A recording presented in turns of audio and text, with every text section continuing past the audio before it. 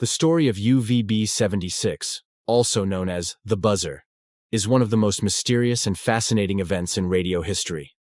Operating since the late 1970s, this shortwave radio station broadcasts a repetitive buzzing sound, which occasionally stops to transmit a string of random words, names, and numbers. Despite decades of speculation, no one has been able to definitively explain its purpose. Some believe it to be a part of Russia's military communication network, while others think it might serve a more cryptic, possibly apocalyptic role. UVB-76's signature buzzing tone, which can be heard on the frequency 4625 kHz, is strange but regular, emitting around 25 buzzes per minute.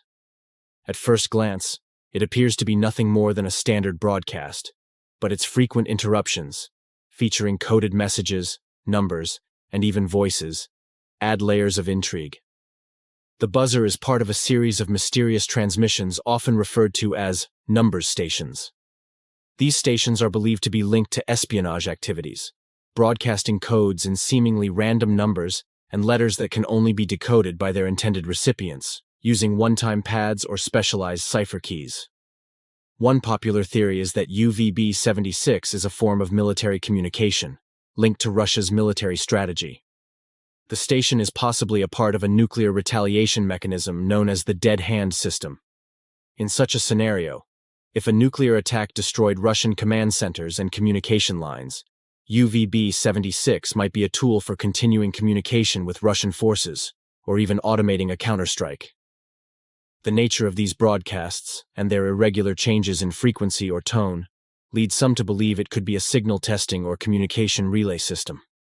However, many also think the station might simply be a tool for calibrating Russia's high-frequency direction-finding systems, used to track and identify military signals around the world. This would explain the station's long-standing activity and the apparently routine broadcasts, which have continued largely unchanged for decades. Aside from its potential military uses, the station's peculiar broadcasts have attracted hackers and radio enthusiasts alike. In recent years, UVB-76 has been targeted by intruders who have managed to inject their own messages into the broadcast. These messages range from music to fake emergency broadcasts, adding a level of intrigue and mystery to the already bizarre story. In one notable instance, hackers managed to play fragments of music and dialogues from a science fiction movie, leading listeners to speculate whether this was part of a more elaborate cover-up or just a prank.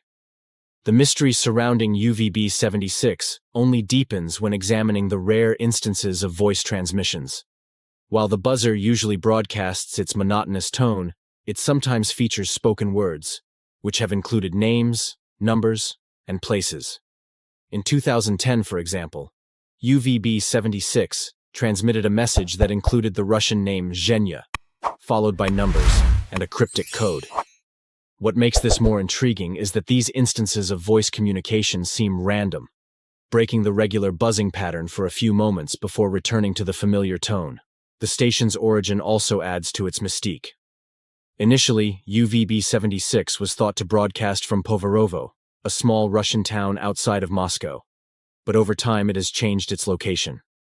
In 2010, the transmissions briefly went silent, causing speculation that the station had finally shut down. However, after a short break, UVB-76 resumed broadcasting from a new location. This new station is believed to be located near St. Petersburg, but its exact position remains unclear, adding yet another layer of mystery. What fuels this radio station's enduring mystique is the absence of a clear explanation for its purpose. Throughout its history, no official source from the Russian government or military has confirmed the actual purpose of UVB-76, leaving room for numerous conspiracy theories to fill the gap. One idea is that it is part of a fail-safe system, designed to automatically trigger a response in case of a national emergency, such as an impending nuclear attack. Other theories suggest it could be part of Russia's espionage network, sending messages to agents in the field who could be anywhere in the world. Another interesting aspect of UVB-76 is its connection to the global community of shortwave radio enthusiasts. The station has attracted a devoted following of listeners who have documented its activity over the years. Various websites and forums are dedicated to tracking UVB-76's broadcasts, analyzing any changes in the pattern of buzzing sounds or the occasional voice interruptions. This community often engages in speculation, piecing together the station's activity to form hypotheses about its purpose. Some enthusiasts even tune into UVB-76, hoping to catch one of the rare spoken messages, or perhaps hear an unusual transmission like the hacking incidents of recent years. Despite all the theories, the actual nature of UVB-76 remains speculative.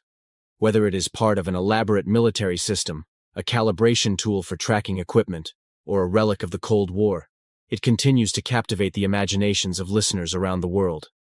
Its history is filled with odd transmissions, hacking incidents, and inexplicable voice messages, creating an enigmatic aura that has made it a subject of fascination and intrigue for decades. In the modern age of digital communication, it is strange that something as low-tech as a shortwave radio station could still persist, and yet UVB-76 remains. The station's repetitive buzzing, strange interruptions, and air of secrecy continue to spark curiosity and speculation. As long as UVB-76 continues to transmit its signals, the mystery of the buzzer will endure, capturing the attention of both radio enthusiasts and conspiracy theorists alike. UVB-76 serves as a reminder of how much remains unknown about the world of covert communications and military strategies. Whether it is a relic of the Cold War or part of a still-functioning defense network, the station's story is a strange, ongoing chapter in the history of shortwave radio transmissions. The buzzer's legacy is one of intrigue, secrecy, and perhaps a warning of the hidden mechanisms that exist in our world today. The Oak Island Money Pit is one of the most captivating mysteries in North American history.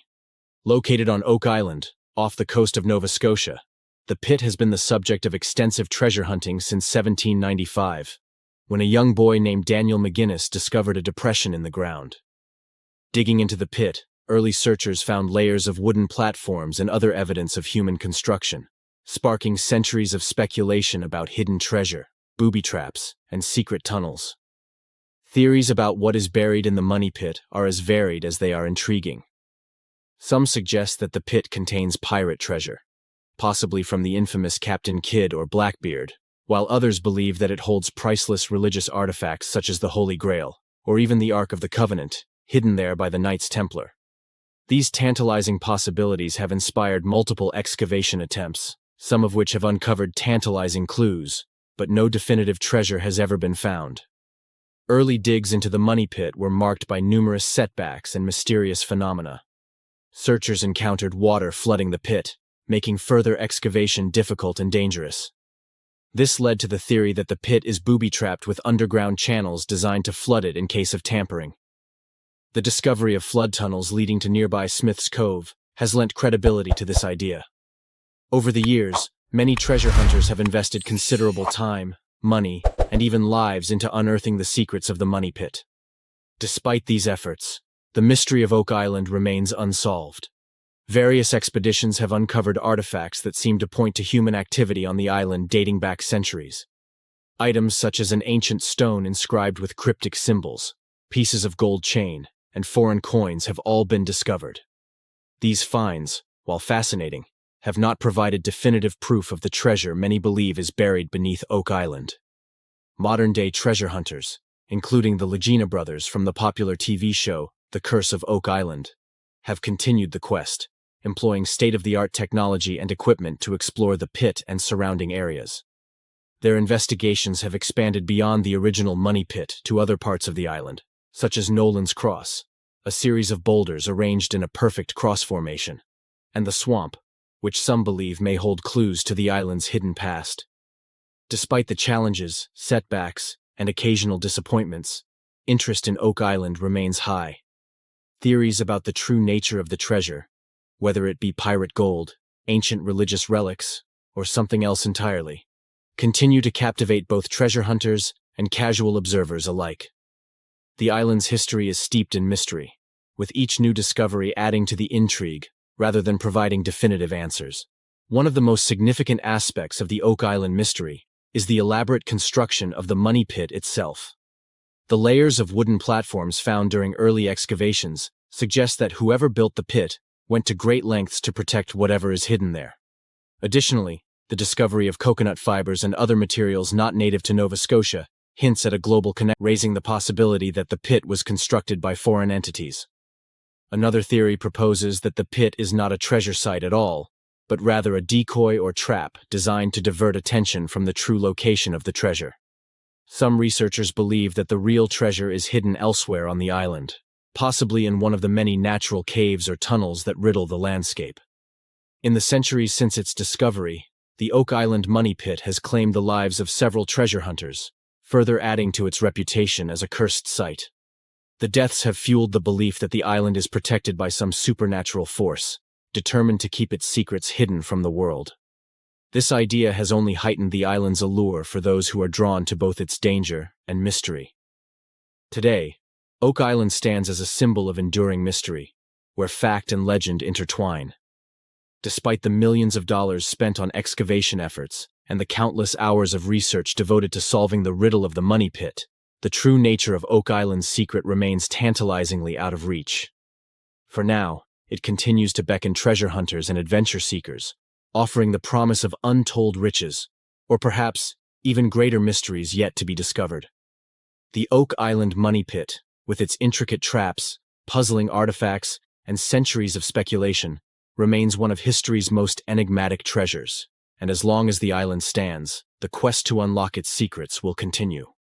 The WOW signal is one of the most enduring mysteries in the search for extraterrestrial intelligence, SETI. Detected on August 15, 1977, by Ohio State University's Big Ear radio telescope, the signal lasted for 72 seconds and was unlike anything astronomers had ever encountered. It was so unusual that Jerry Amon, the astronomer who first saw the data, circled the signal on the printout and wrote, "Wow," next to it, hence the name. Despite numerous attempts to locate its origin, the signal has never been repeated, leading to intense speculation about its source. The signal appeared to come from the constellation Sagittarius and was detected at the hydrogen line frequency of 1420 MHz. This particular frequency is significant because hydrogen, the most abundant element in the universe, emits radiation at this wavelength.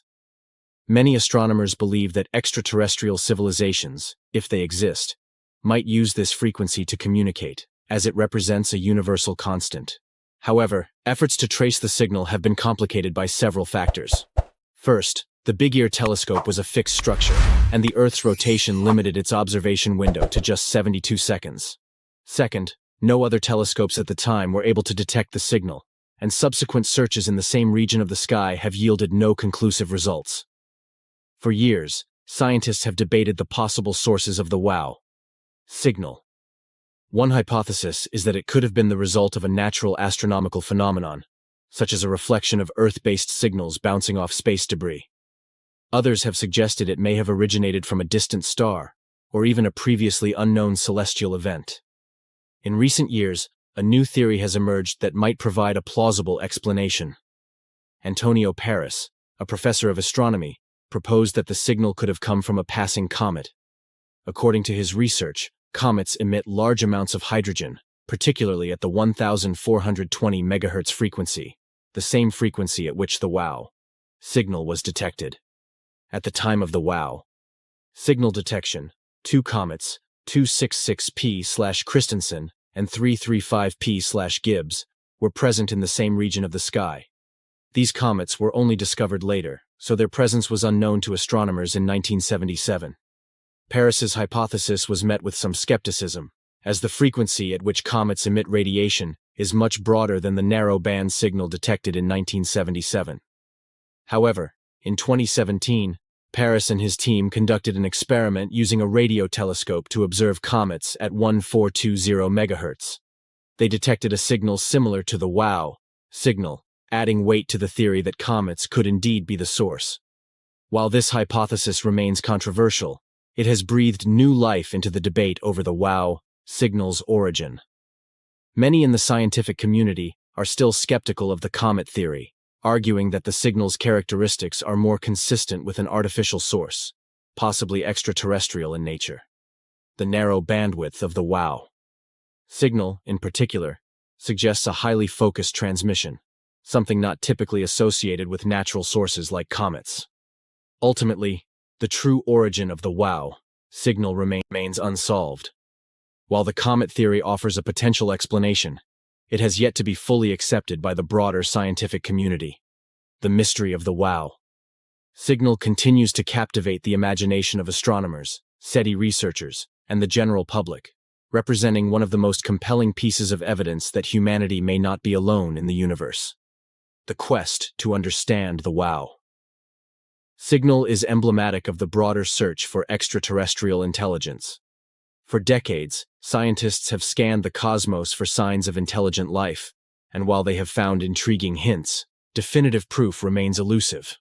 The WOW signal stands as a reminder of the challenges faced by those who seek to answer one of humanity's most profound questions. Are we alone? Whether the signal was the result of a passing comet, a previously unknown natural phenomenon, or a message from an advanced civilization, its discovery has had a lasting impact on the field of astronomy and continues to inspire new generations of scientists and enthusiasts alike. The ongoing mystery surrounding the WOW signal ensures that it will remain a subject of fascination for years to come. As technology advances and new telescopes come online, the search for extraterrestrial life continues, and with it, the hope that one day we may finally solve the riddle of the WOW signal. Until then, it remains one of the most intriguing and enduring mysteries in the search for life beyond Earth.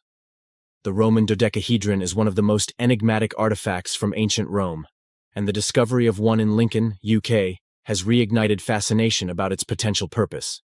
This small, hollow, 12-sided object has been found throughout Europe, primarily in Roman-era sites, yet its function remains a mystery. Theories range from being used as a measuring device, a candle holder, to even an astrological or religious tool. Despite being exquisitely crafted, no Roman writings have explicitly documented its use, leaving scholars and archaeologists to speculate. The object is typically made of bronze or stone, with each of its 12 flat faces punctuated by circular holes of varying sizes. These holes are thought to hold some clue to the dodecahedron's purpose, as they are arranged in a way that appears deliberate and possibly functional. The symmetrical design and craftsmanship suggest that the object held significance, either practical or symbolic, in Roman society. Some theories propose that it may have been used in knitting gloves, as the holes might have been ideal for guiding yarn. Another hypothesis is that it was employed as a surveying instrument, perhaps for measuring distances or angles, though this remains speculative. The dodecahedron's intricate design has led others to believe that it was used in religious or spiritual rituals. Some experts argue that its geometric form, combined with the precise craftsmanship, indicates it may have been an object of symbolic importance, possibly used in connection with Roman astrology. The 12 faces could correspond to the 12 zodiac signs, suggesting the object was employed in predicting the future or understanding celestial movements. Other theories about the dodecahedron's purpose focus on its potential as a military tool. It's possible that the Romans used the object in some form of artillery or ballistic calculations, though there's no solid evidence to support this. The military theory is bolstered by the fact that dodecahedra have been found primarily in regions with strong Roman military presence. Interestingly, the discovery of the dodecahedron in Lincoln adds a new dimension to its study.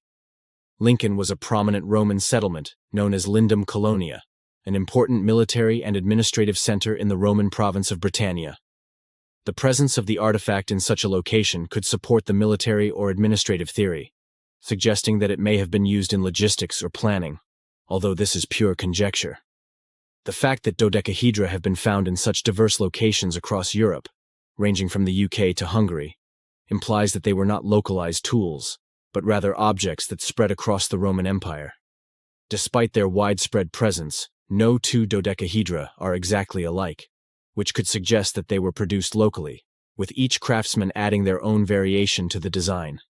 This diversity adds to the mystery, as it's unclear whether they all served the same purpose, or whether their use evolved over time and place. Archaeologists have often been stumped by artifacts like the Roman dodecahedron, where no written records survive to explain their purpose. However, this lack of information also opens up a world of possibilities for interpretation.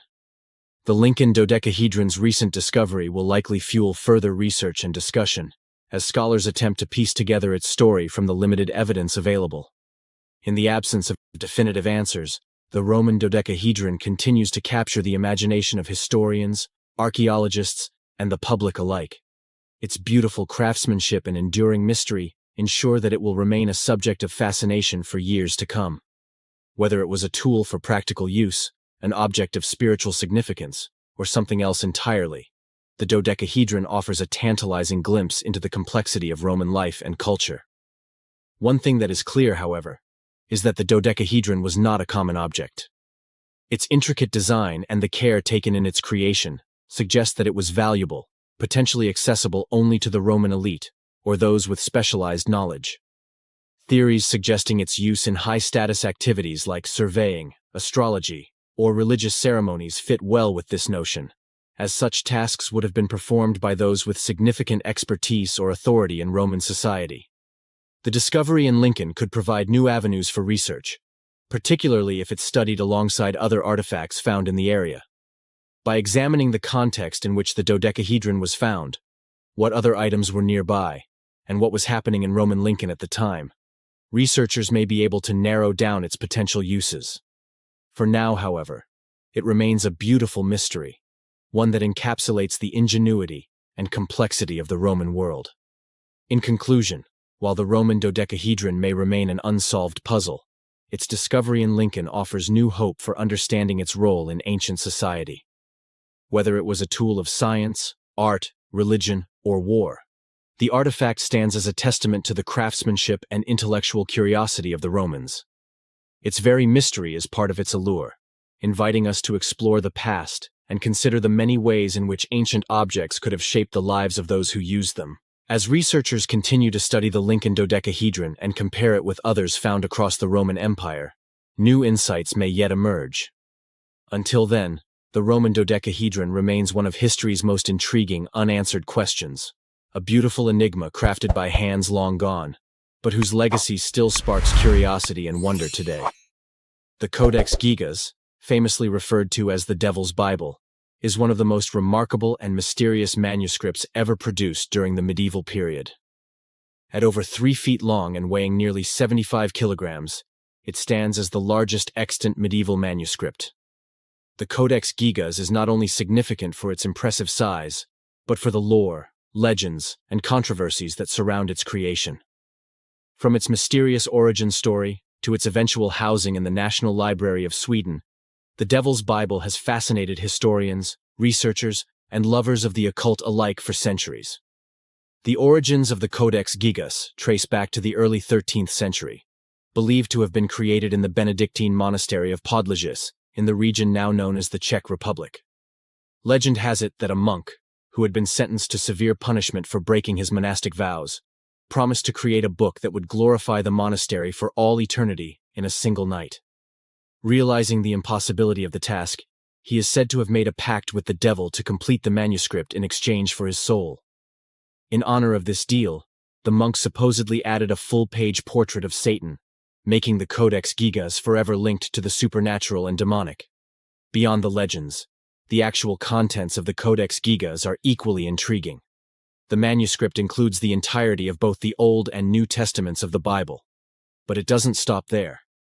It also contains historical texts, such as the Chronica Boemorum, Chronicle of Bohemia, medical texts, and even magical incantations. This blend of religious, historical, and occult knowledge makes the Codex Gigas an unparalleled resource of medieval thought and practices, contributing to its lasting fascination. The most iconic and chilling feature of the Codex Gigas is the full-page illustration of the devil.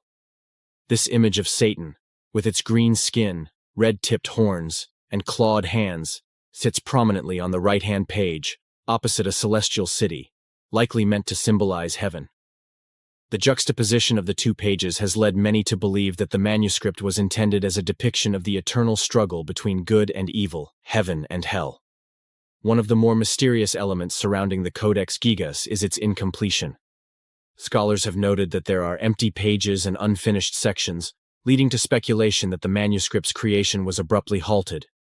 Some believe that the monk, whether in collaboration with or under the influence of demonic forces, never fully completed the pact.